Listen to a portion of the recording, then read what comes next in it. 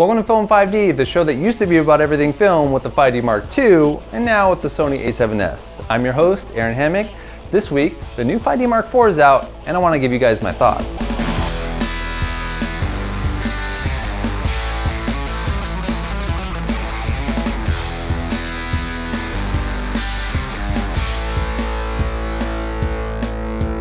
So it's been a couple of years now since I sold my 5D Mark II and all my lenses, and in case you didn't see that episode, definitely check it out here. But the new 5D Mark IV just launched last week, and to be honest, it comes with at least a couple of the features we were asking for a couple years ago. Too little, too late? Let me know in the comments what you think below. So I'm just gonna quickly give you my 5 favorite things about the new Canon 5D. Now bear in mind that I don't actually have this camera, nor have I used it, so this is just purely based on the rumors, specs, and test footage that I've seen online. All right, here's my 5. Number 1, 4K. Finally, Canon decided that it was time to bury their 1DX line.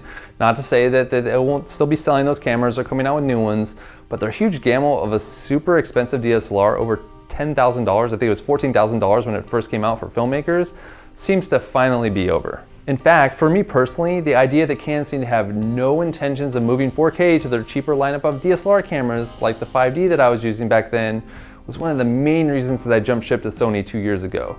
Now, it's been very obvious since then that 4K technology has been readily available and a lot of cameras have it, so it's pretty obvious that the 5D Mark IV would have it, but I gotta give them kudos for finally jumping ship and Canon finally allowing their lower end cameras to have 4K.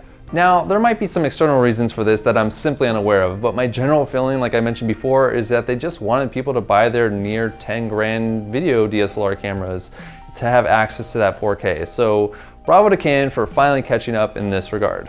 So my number 2 favorite feature is the dual pixel RAW.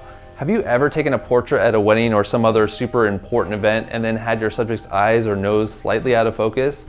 Well, this is what I think might be the coolest new feature of the 5D Mark IV. So now with this new feature, if part of your subject is out of focus, like say their eyes, you can select a slightly different focus point, that being their eyes, to be the sharpest distance in the image, the sharpest part of the image. Say if your camera focuses on their nose, then you can switch the focus to their eyes, and that should work, which is freaking awesome. And then moving on to number 3, the image quality seems pretty legit. I mean, 30 megapixels is nothing to sneeze at, and even though the ISO performance won't be as good as my a7S, it's still a pretty decent step up from the previous generation, that being the 5D Mark III. And then for number 4, we have the autofocus.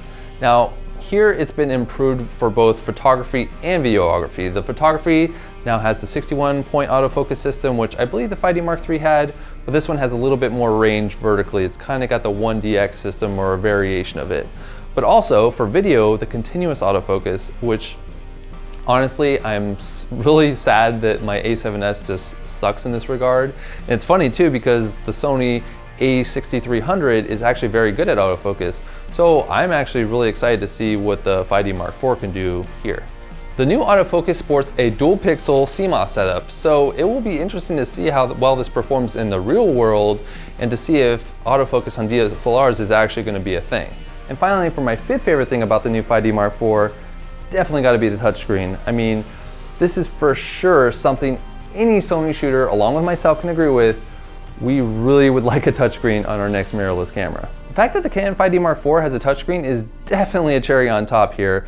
Even though the screen cannot be flipped out or flipped up like the Sony and Panasonic cameras, it's still something to envy for sure. It's just a little unfortunate that you're still restricted to that fixed screen. I remember having to deal with that back on my Canon 5D Mark II. So that was just a quick look at the new 5D Mark IV. Hopefully I can get my hands on it soon so I can actually go a little bit more in depth. I'm particularly interested in that dual pixel RAW feature for sure. If you like this content, go ahead and give the video a like or subscribe if you haven't already for weekly content like this. I'm doing videos every Monday. If you have any questions, the best place is over on Twitter at Film5D, and I'll see you next week to talk a little bit about advanced white balance.